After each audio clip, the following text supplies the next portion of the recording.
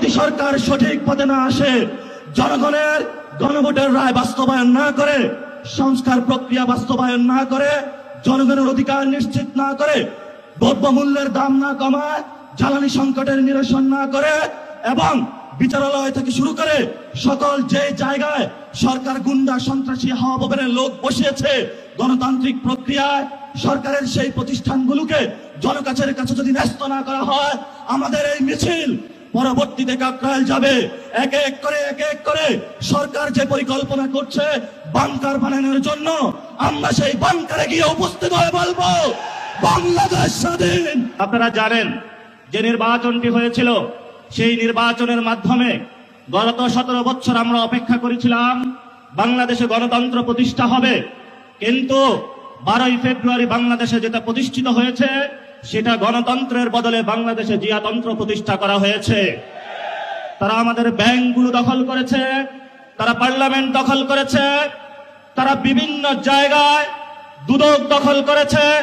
সন্ত্রাসী কায়দায় 11 দলীয় জোটের যারা নেতৃবৃন্দ তাদের বাসায় হামলা চালাচ্ছে। জনগণের যে অধিকার রয়েছে, যেই ভিত্তিতে জনগণ ভোট দিয়েছিল, জনগণের হাতে এখন বালতি দড়ি দিয়েছে, রাস্তায় সিরিয়াল দড়ি দিয়েছে। আমরা যেখানে নিশ্চিত চেয়েছিলাম বাংলাদেশের মানুষ, ব্যবসায়ীরা নিরাপদ থাকবে, আজকে একজন ব্যবসায়ী আমাকে বলছেন 6টার পরে হলে দোকানে কাস্টমার আসে, 6টার পরে হলে সরকার আমার দোকান বন্ধ করে দিয়েছে। পেট্রোল পাম্পের সামনে গিয়েছি, একজন পাঠা উবার চালক আমাকে বলছেন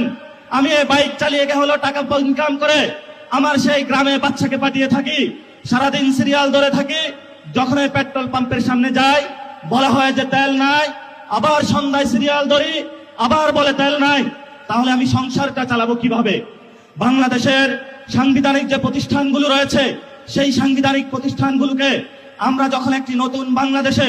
সংস্কার নিশ্চিত করতে চেয়েছিলাম, দুদকে সংস্কার নিশ্চিত করতে চেয়েছিলাম, বিচারালয়ে সংস্কার নিশ্চিত করতে চেয়েছিলাম, পুলিশ প্রশাসনের সংস্কার নিশ্চিত করতে চেয়েছিলাম, সাংবাদিক ভাইদের সংস্কার নিশ্চিত করতে চেয়েছিলাম,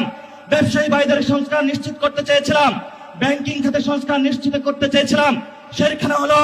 মাননীয় প্রধানমন্ত্রী তার চিরচারিত অভ্যাস হাওয়াবনের ভাই বোনেদেরকে নিয়ে এসেছে, কাউকে দুদুকে বসিয়েছে, কাউকে বাংলাদেশ ব্যাংকে বসিয়েছে, কাউকে বিচারালয়ে বসিয়েছে, কাউকে হলো পুলিশ প্রশাসনে বসিয়েছে, কাউকে হলো পার্লামেন্টে নিজে মুখ বন্ধ করে তাকে হলো তার গ্রিন কার্ড দিয়ে বলেছে তুমি যা ইচ্ছা বাংলাদেশের মানুষের সাথে গাদ্দারি করতে পারো, তোমাকে আমি গ্রিন কার্ড দিয়ে দিলাম। এই যদি হয় জিয়াউর রহমানের সন্তানের ভবিষ্যৎ, এই সন্তানের ভবিষ্যতের সাথে বাংলাদেশের ভবিষ্যৎ যাবে না, যাবে না, যাবে না। বাংলাদেশের ভবিষ্যৎ